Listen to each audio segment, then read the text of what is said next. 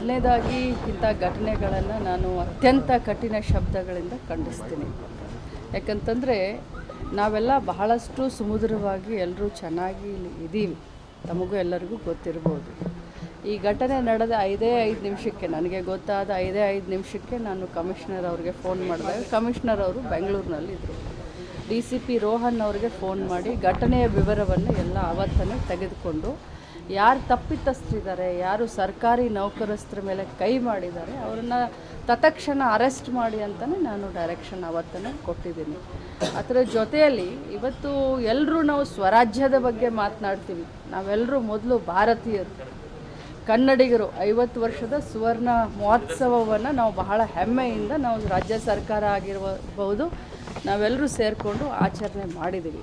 ಸ್ವರಾಜ್ಯದ ಬಗ್ಗೆ ಮಾತನಾಡಿದಾಗ ಭಾರತೀಯರು ಎಲ್ಲರೂ ಒಂದು ಅಂತ ಹೇಳಿದಾಗ 4 ಜನ 5 ಜನ 10 ಜನ ಇಂಥ ಪುಂಡರು ಬಂದು ಈ ಒಂದು ಭಾಷಾ ವಿವಾದವನ್ನು ಎಳೆದುಕೊಂಡು ರಾಜಕಾರಣದ ಬೇಳೆನ ಬೇಯಿಸ್ಕೊಳ್ಬೇಕು ಅನ್ನುವಂಥ ಇದರಲ್ಲಿ ಈ ರೀತಿ ಹೋಗ್ತಾ ಇದ್ದಾರಲ್ಲ, ಅದನ್ನು ನಾನು ಖಂಡಿಸ್ತೀನಿ.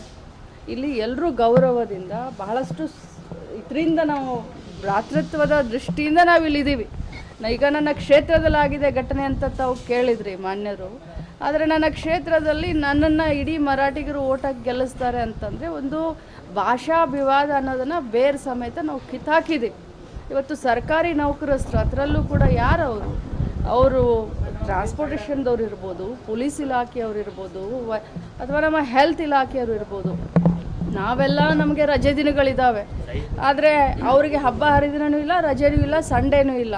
ಅವರು ನಮ್ಮ ಸೇವೆಯನ್ನು, ಜನರ ಸೇವೆಯನ್ನು ಮಾಡುವಂಥ ಸಂದರ್ಭದಲ್ಲಿ ಈ ರೀತಿ ಅವ್ರ ಮೇಲೆ ಕೈ ಮಾಡ್ತಾ ಇರೋದು ಅಕ್ಷಮ್ಯ ಅಪರಾಧ. ಮತ್ತು ಇಲ್ಲಿ ಯಾವುದೇ ವಿವಾದ ಇಲ್ಲಿ ಎಲ್ಲರೂ ಕೂಡ ಚೆನ್ನಾಗಿ ನಾವು ಇದ್ದೀವಿ, ಇನ್ನು ಮುಂದೆನೂ ಕೂಡ ಇದ್ದೀವಿ. ಯಾರು ಕಿಡಿಗೇಡಿಗಳಿದ್ದಾರೆ, ಯಾರು ಈ ಘಟನೆಯಲ್ಲಿ ಯಾರು ತಪ್ಪಿತಸ್ಥರಿದ್ದಾರೆ ಅವ್ರ ಮೇಲೆ ಶಿಕ್ಷೆ ಆಗೋ ರೀತಿ ನಾವೆಲ್ಲರೂ ಕೂಡ ನೋಡ್ಕೊಳ್ತೀವಿ. ನೋಡಿ, ಅದು ಈಗಾಗಲೇ ತನಿಖೆ ನಡೀತಾ ಇದೆ.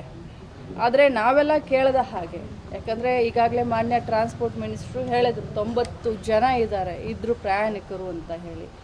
ಎಲ್ಲೋ ಯಾರೋ ಏನೋ ತಮ್ಮ ಒಂದು ಇದಕ್ಕೆ ಈ ರೀತಿ ಪೋಕ್ಸೋ ಕೇಸ್ ಹಾಕಿ ಇದನ್ನು ಮಾಡಿ ಅದೆಲ್ಲ ತನಿಖೆ ಆಗಲಿ, ತನಿಖೆ ಆದಮೇಲೆ ಅದು ಹೊರಗೆ ಬರುತ್ತೆ. ಬಟ್ ಒಂದೇ ಮಾತನ್ನು ಹೇಳಲಿಕ್ಕೆ ಬಯಸ್ತೇನೆ, ಇವತ್ತು ಕರ್ನಾಟಕ ರಾಜ್ಯ ಬೇರೆ ಅಲ್ಲ, ಇನ್ನೊಂದು ರಾಜ್ಯ ಬೇರೆ ಅಲ್ಲ, ದೇಶ ಅಂತಂದಾಗ ನಾವೆಲ್ಲರೂ ಒಂದೇ.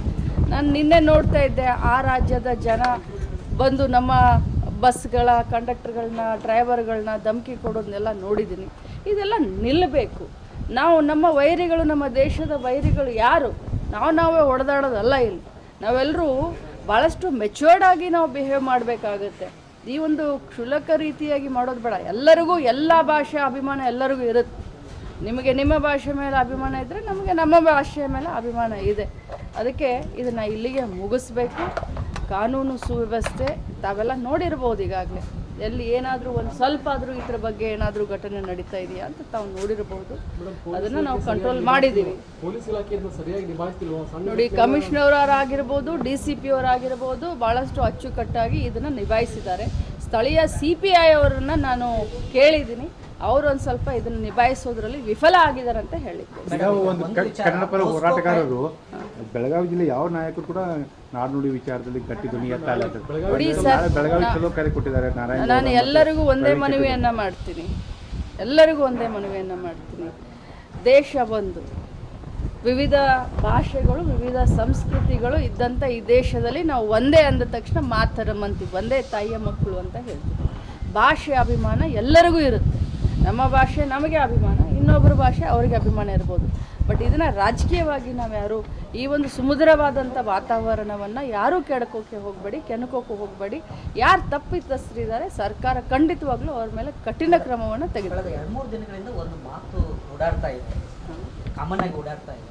ಪೋಸ್ಕೋ ಏನು ಕೇಸ್ ಹಾಕಿದ್ದಾರೆ ಅದರ ಹಿಂದೆ ರಾಜಕೀಯ ಇದೆ ಅಂತ ಹೇಳಿ ನಾನು ಒಂದೇ ಒಂದು ಮಾತನ್ನು ನಾನು ಹೇಳಲಿಕ್ಕೆ ಬಯಸ್ತೇನೆ.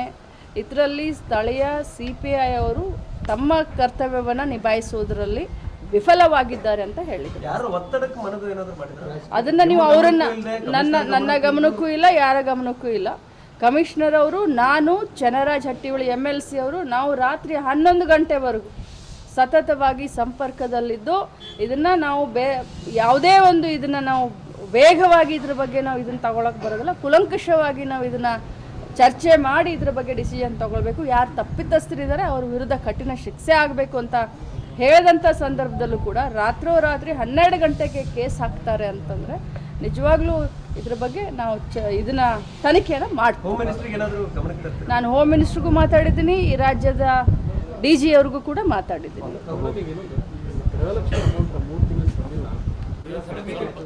ಅವರು ಅಪಪ್ರಚಾರ ಮಾಡ್ಕೊಂಡು ಹೋಗಲಿ. ಗೃಹಲಕ್ಷ್ಮಿ ಹಣವನ್ನು ನಾವು ಬಿಡುಗಡೆ ಮಾಡ್ತೀವಿ ಅಂತ ಈಗಾಗಲೇ ಹೇಳಿದ್ದೀವಿ. ತಾಲೂಕ್ ಪಂಚಾಯತ್ ಮುಖಾಂತರ ಮಾಡಬೇಕು ಅಂತ ಹೇಳಿರೋದ್ರಿಂದ ಸ್ವಲ್ಪ ಲೇಟ್ ಆಗಿದೆ. ಮೊನ್ನೆನೇ ನಾನು ತಮಗೆ ಸ್ಟೇಟ್ಮೆಂಟ್ಗಳನ್ನು ಕೂಡ ಕೊಟ್ಟಿದ್ದೀನಿ. ಯಾವುದೇ ಗೃಹಲಕ್ಷ್ಮಿಗಳು ವಿಚಾರ ಮಾಡುವಂಥ ಪ್ರಮೇಯನೇ ಇಲ್ಲ. ಯಾಕಂದರೆ 2,000 ಬರುತ್ತೆ ಅಂತ ತಾವು ಏನೇನೋ ಇದನ್ನು ಮಾಡ್ಕೊಂಡು ಇಟ್ಟಿರ್ತೀರ. ಆ 2,000 ರೂಪಾಯಿ ಉಪಯೋಗವನ್ನು ಯಾವ ರೀತಿ ಮಾಡಬೇಕು ಅಂತ ಖಂಡಿತವಾಗ್ಲೂ ನಮ್ಮ ಸರ್ಕಾರ, ನಾವಾಗಲಿ ನಮ್ಮ ಇಲಾಖೆ ಆಗಲಿ ಗೃಹಲಕ್ಷ್ಮಿಯನ್ನು 8 ದಿನ ಅಂತ ಹೇಳಿದ್ದೀನಿ. ಈಗ 2 ದಿನ ಆಗಿದೆ. ಇನ್ನು 8 ದಿನದೊಳಗಡೆ ನಾನು ಬಿಡುಗಡೆ ಮಾಡ್ತೀನಿ. ನಾನು ಅಧಿವೇಶನೆಗೆ ಹೋಗಬೇಕು ಅಂತ ಇದೆ. ನಾಳೆ CT ಸ್ಕ್ಯಾನ್ ಮಾಡಿಸ್ಕೊಳ್ಳೋಕ್ಕೆ ನಾಳೆ ಮತ್ತೆ ಹಾಸ್ಪಿಟ್ಲಿಗೆ ಹೋಗ್ತಾ ಇದ್ದೀನಿ.